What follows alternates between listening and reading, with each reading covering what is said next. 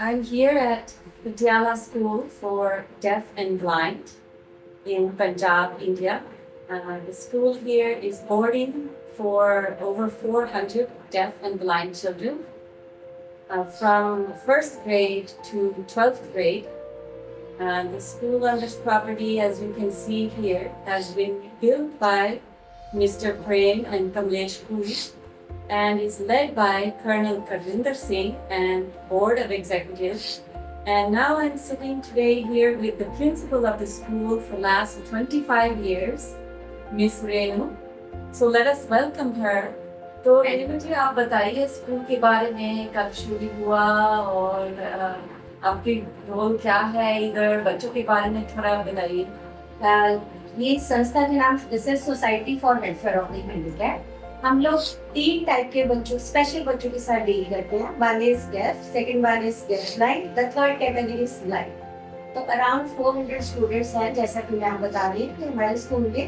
And ये this is residential को educational school. और यहाँ पे जब मैं अपने बारे में बताती हूँ कि जब मैंने ज्वाइन किया था, मैं एज ए प्रिंसिपल ही ज्वाइन किया था 1999 में। और तब बहुत छोटा सा एक छोटी सी टूटी फूटी बिल्डिंग में ये स्कूल चल रहा था और हार्डली 20 बच्चे थे, क्योंकि स्कूल का इम्प्रेशन इतना अच्छा नहीं था कि बहुत सारे बच्चे यहाँ पे पढ़ने आए।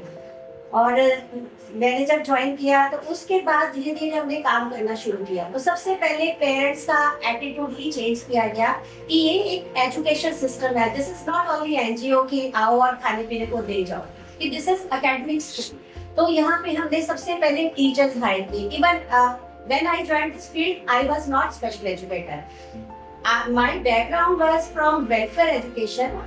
I did my MSW from university, but when I joined this field, I did my B.Ed in special education.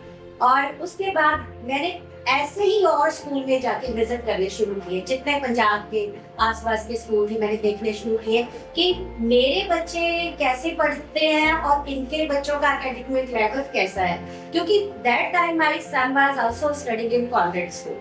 तो मैं उसके लेवल के साथ मैच करी थी इन बच्चों को। पर मैंने देखा कि अगर 5th क्लास का बच्चा है तो उसका लेवल अभी नर्सरी क्लास का ही था इन स्पेशल बच्चों का। तो मुझे लगा कि शायद हमारे पढ़ाने में कोई कमी है। तो मैंने और स्कूल में विजिट करना शुरू किया। तो जहाँ भी मैंने पंजाब में जितने भी स्कूल देखे, सब में सेम सिस्टम ही था कि बच्चों को सिर्फ कॉपी की तरह पढ़ाया जाता था, पर कोई भी प्रोफेशनल साइन लैंग्वेज नहीं थी। फिर उसके बाद 2000 में गवर्नमेंट ऑफ इंडिया ने एक स्कीम शुरू की और उसमें स्पेशल एजुकेटर्स, जो भी जनरल स्कूल में टीचर्स काम कर रहे हैं एज ए स्पेशल एजुकेटर काम कर रहे हैं, तो उनके ये कोर्सेज शुरू किए। तो मेरे पास 4 टीचर्स तक काम कर रहे थे। तो मैं चारों को लेके फरीदाबाद हमने 3 मंथ्स का एक कोर्स किया, दैट इज फाउंडेशन कोर्स।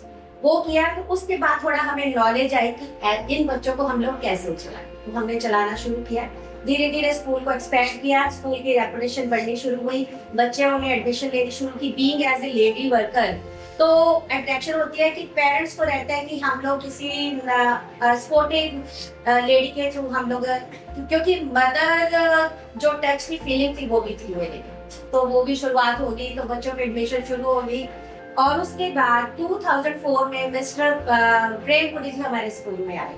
तो वो बहुत बड़ी अचीवमेंट थी हमारे लिए। मुझे याद है उनका जब विजिट हुआ था, वो फर्स्ट डे आए तो किसी प्रॉपर्टी डीलर के साथ आए थे। तो प्रॉपर्टी डीलर ने मुझे साइड पे ले जाके बोला कि मैडम इन्होंने 1 करोड़ रुपया खर्च करना है पटियाला में और अच्छा स्कूल बनाना है। तो मैं चाहता हूँ कि वो जो 1 करोड़ रुपए इन्होंने कहीं और खर्च करना है वो आपके स्कूल में खर्च करें। होता क्या था कि हमारे पास so many people are coming and serving here for food for blind children. तो मैं बात करती रहती थी, क्योंकि हमें पता था कि वो जो स्कूल की बिल्डिंग में स्कूल चल रहा था वो हमारी अपनी ही थी। तो एक स्कूल के बच्चों के नाम पे होना चाहिए, तब ये चल रहा था इशू। तो फिर मैंने बात करनी शुरू की। फिर उन्होंने बोला कि 1 करोड़ रुपया मैं चाहता हूँ कि आपके स्कूल में खर्च हो। फिर ही लिस्टेड 3 days। कभी वो सुबह आ जाते थे पुरी साहब, कभी वो शाम को आते थे। एंड 3rd day ही अनाउंस्ड $75,000 फर्स्ट चेक उन्होंने अनाउंस किया, और जिससे हमने ये लैंड की। और सबसे बड़ी अचीवमेंट थी हमारी। उसके बाद ही कमिटेड कि जितनी भी देर मेरी लाइफ है मैं इस स्कूल को सपोर्ट करूंगा एंड अराउंड ही spend more than 15 crore for this school and we are thankful to this family. Amita ma'am is daughter of mister Puri and अब ये लोग लीड कर रहे हैं इस चीज को, तो इसके लिए हम लोग बहुत थैंकफुल हैं। और जैसे मैंने एजुकेशन सिस्टम की बात की, धीरे धीरे हमने टीचर्स और स्पेशल एजुकेटर हायर करने शुरू किए। एकेडमिक लेवल हमारा धीरे धीरे करके बढ़ना शुरू हुआ।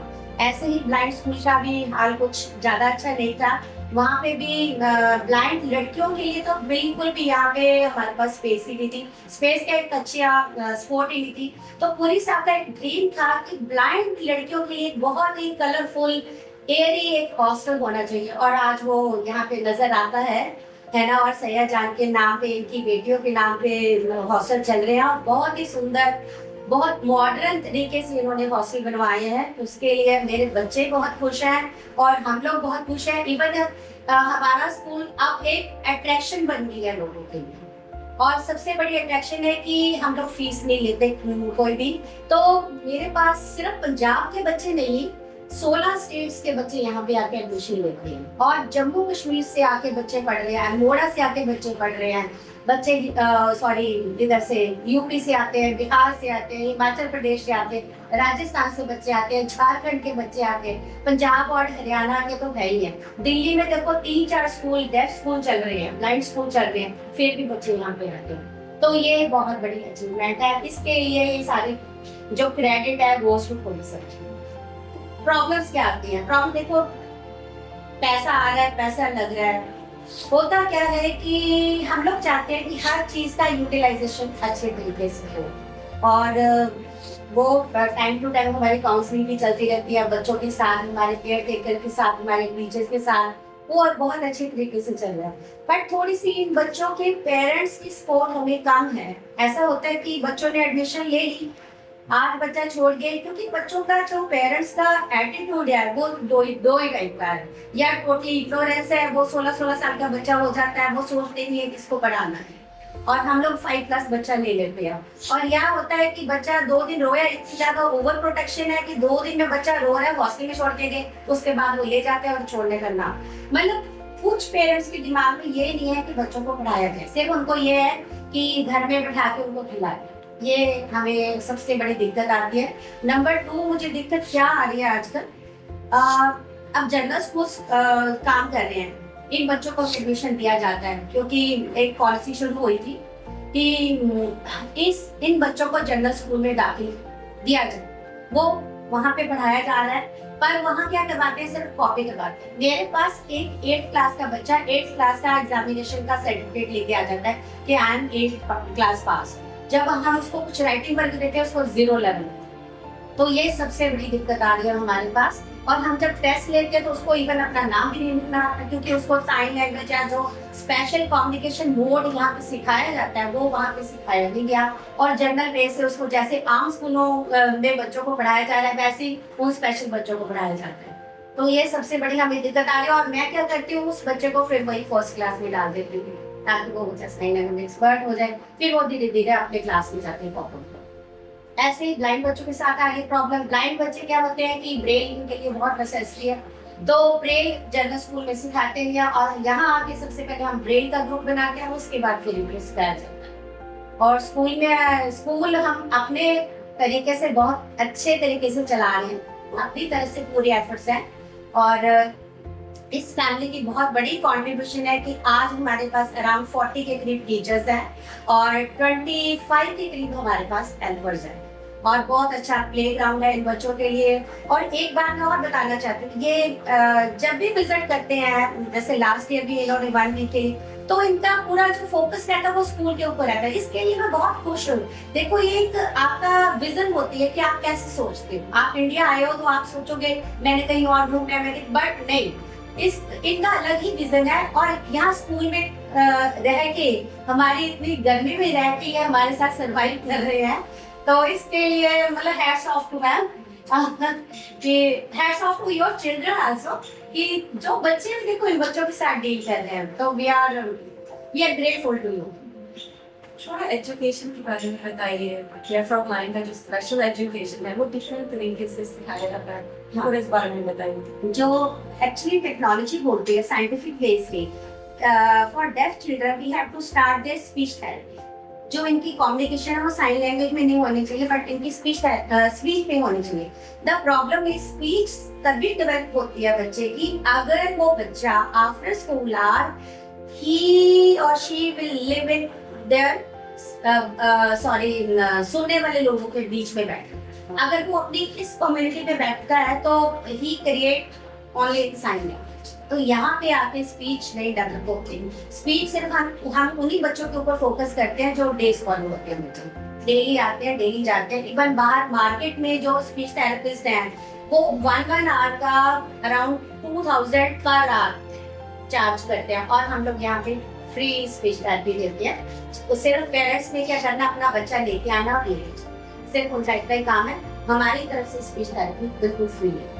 और जो एजुकेशन सिस्टम है इनका डेफ का, we start their communication in sign language, क्योंकि साइन लैंग्वेज बहुत मस्ट है। जब क्योंकि बच्चे ग्रो कर जाते हैं फिर इन्होंने अपनी कम्युनिटी में बैठना होता है, अपने फ्रेंड सर्कल से मिलना होता है, या फेसबुक पे व्हाट्सएप पे किसी से भी इन्होंने बात करनी है, तब उसके लिए उनकी जो कम्युनिकेशन मोड है वो उनकी मदर टंग है एक्चुअली स्पीच साइन लैंग्वेज, तो वो जो जरूर इम्प्रूव होनी चाहिए। तो हमारा जो सिस्टम है वो पूरा साइन लैंग्वेज कम्युनिकेशन मोड पे चलता है। और नर्सरी से लेके +2 तक स्कूल है। इसमें सिर्फ हम एकेडमिक ही सिखाते। हमारा जो प्री नर्सरी लेवल है, नर्सरी LKG UKG पूरा प्ले मेथड से चलता है। उसके बाद एक प्राइमरी लेवल है, उसके बाद सेकेंडरी और फिर सीनियर सेकेंडरी लेवल है। नर्सरी से लेकर +2 तक ये स्कूल चल रहा है। उसमें एकेडमिक के अलावा इनको कंप्यूटर एजुकेशन है, आर्ट एंड क्राफ्ट है, कल्चर इवेंट्स है, और भी जितनी भी पटियाला में जितने भी इवेंट्स होते हैं एनुअली वो हम सारे ही इनको पार्टिसिपेट करवाते हैं। जैसे कभी टर्बन मेकिंग का होता है, कभी मेहंदी का होता है इनका।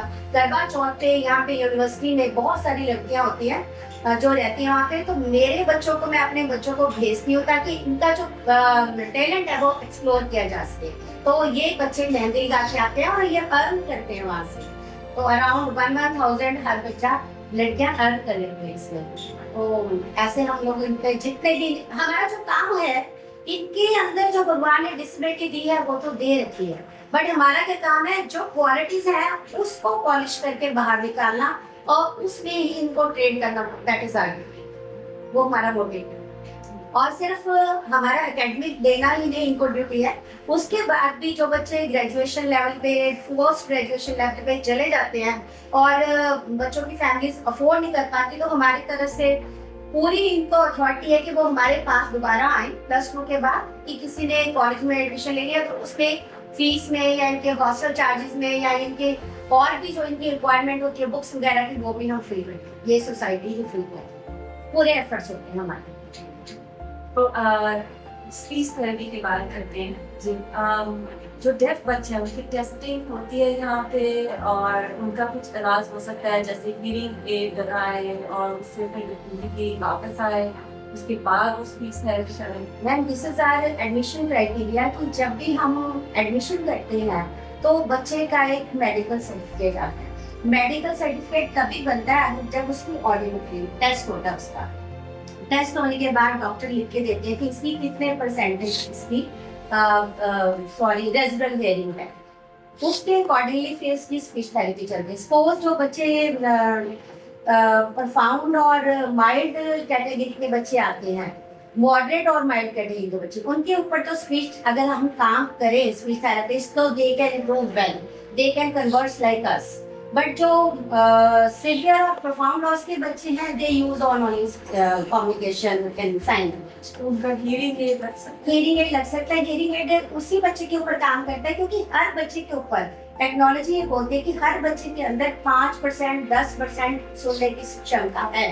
क्योंकि ये जनरल बच्चे भी हैं, जब ड्रम बजता है या हमारी बेल बजती है या ट्रेन आ रही है या फोन की घंटी बज रही है, और ये बच्चे वही वॉइसेस सुन पाते हैं जो हम डेली यूज करते हैं। जो हम डेली यूज करते हैं, जो रैंडमली हमने किसने यूज की उसको ये सुनेंगे, क्योंकि जो डेली अटेंशन हो जाती है इनकी कि ये वाली वॉइस ये हो रही है, तो ये अटेंटिव हो जाते हैं। जैसे आपकी डोर बेल बजेगी तो उनको पता चल जाएगा कि डोर बेल बजेगी, तो ऐसी वॉइसेस ये डेली सुनते हैं, बट जो रैंडमली हम लोग कोई क्रिएट करता है वॉइस, वो नहीं पता चलता।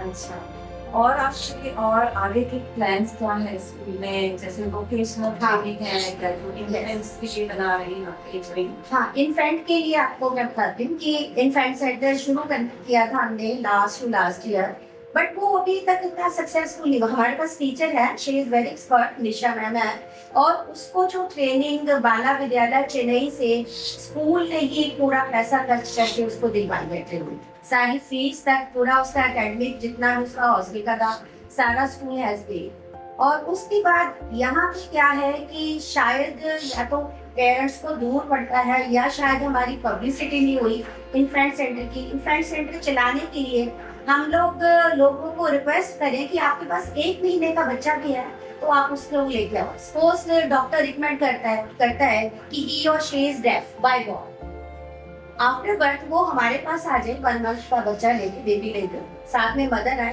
तो हम मदर को हम एक्सपर्ट करेंगे कि उसको घर में कैसे ट्रीट करना है, चाहे उसकी कितने भी परसेंट उसके अंदर हेयरिंग लॉस, चाहे उसका कितने भी परसेंट है, पर उसके अगर हम शुरुआत से इनिशियल स्टेज से अगर उस बच्चे के ऊपर हम काम करना शुरू कर दें, तो जब बच्चा 4-5 साल का हो जाएगा तो वो काफी वर्क सीख जाएगा।